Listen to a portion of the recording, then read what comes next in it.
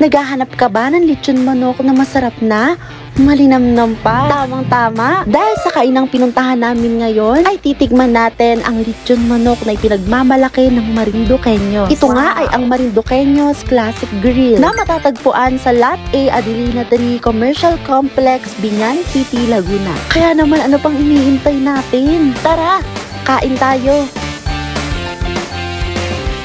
Ito nga ay isang open air at maluwag na kainan. Napansin ko na tahimik at presko ang lugar habang ang hangin ay malamig at nakaka-relax. Kaya naman kung gusto mo na kumain at magpahinga, tamang-tama ang kainang ito para sa'yo. Kaya namang magandang kasama dito ang iyong mga kaibigan, pamilya, at ang iyong kasintahan. Kung meron lang naman, agad nga kaming umorder. At nagulat nga ako dahil marami silang food offerings dito. Alam naman natin na kilala ang Marinduqueños dahil sa masarap nilang lechon manok. Kaya naman natuwa ako na marami pang pwedeng makain dito. Self-service nga pala dito. Kaya naman habang wala pang mga in-order namin, nagpakuha muna ako ng sabaw dito kay Bossy. Pero maya-maya nga ay tumunog na ang buzzer pager. Kaya naman kinuha na din ni Bossy yung in-order namin. Kitang-kita nyo naman kung gaano siya kasaya. Umorder nga kami nitong chicken meal pecho large. Ang nagustuhan ko talaga sa Marinduqueños lechon manok ay malasa at masarap. At kung makikita nyo, ang laman nito ay juicy at malambot. Samahan mo pa ng sausawan tulad ng toyo at kalamansi na nagdadagdag ng extra sarap sa lechong manok na ito. Umorder nga rin pala kami nitong grilled liempo. Sa unang kagat pa lang, mapapansin mo na ang perpektong timpla ng alat at tamis. Tamang-tama lang ang pagkakaihaw. May makatas at malambot na karne kapag ginuya. Kaya naman sobrang nagustuhan ko ang kanilang grilled liempo. Dapat mo ring tikman ang kanilang pansit Marinduque. Nilagyan nga namin ito ng kalamansi. Malasa ito dahil sa masarap nitong sarsa. Meron nga itong sahog na gulay at karne na lalong nagpasarap dito. Isa din ito sa hindi ko ine-expect na sobrang masasarapan ako. Kita nyo naman kung gaano kasarap yan. At para sa dessert, umorder kami nitong premium halo-halo. Bawat subo ay puno ng tamang timpla ng tamis. May kasama nga tong leche flan at ice cream sa ibabaw. At syempre, sobrang creamy ng lasa nito. Bago ako kumain ay nilagyan ko muna ng chicken oil ang kanin ko. At ayun na nga, sinimula na namin kumain. Nasarapan nga daw si Bossing sa pansit. Kaya naman kitang-kita nyo na sobrang nag-e-enjoy siya sa pagkain. At hindi ko rin naman may tatanggi na nagustuhan ko ang mga pagkain dito. Kaya naman napa-extra rice pa kami para hindi bitin at talagang busog. Talagang isa ang kainang ito sa dapat na dinarayo. It was a nice experience here at Marinduqueños Classic Grill. Maganda ang lugar at masarap ang mga pagkain. May malawak din silang parking space dito. Ito nga pala ang kanilang full menu. Take a screenshot or save nyo na lang ang video na ito. Sana nagustuhan nyo ang video na ito. Kaya naman wag nyo kalimutang i-follow ako. Magkita-kita tayo sa susunod.